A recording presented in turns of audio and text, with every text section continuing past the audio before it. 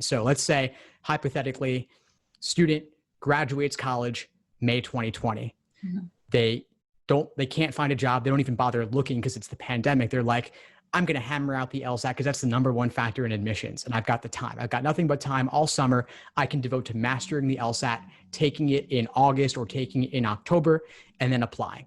Yeah.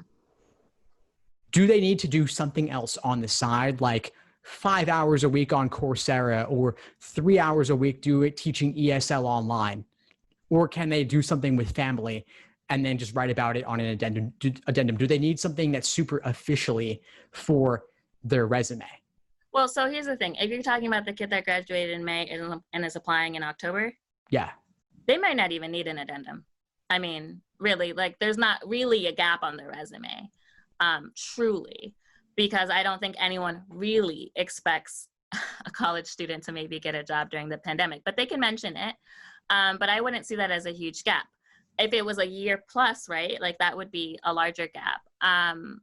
The question comes down to whether or not they think that they might be on a wait list, because that is, you know, people like to say, well, what are you doing? Like, update us, right? And if you don't have any updates, it's a little harder.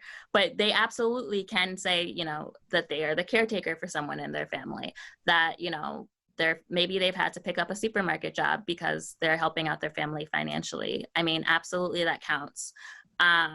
If they've taken time to read, just to better their own self, that counts. I don't think they have to do something just for the resume. I never suggest people, especially like not my high schoolers, not my law school applicants, like I never suggest doing something just for the resume. You should do something that's fulfilling, that makes you happy, and that brings you closer to being a whole person. But I think there's something that you can do, hopefully, during COVID that brings you that kind of joy. You know, even if it's, I really got into yoga and I, you know, bettered my mental health. I'm here for it.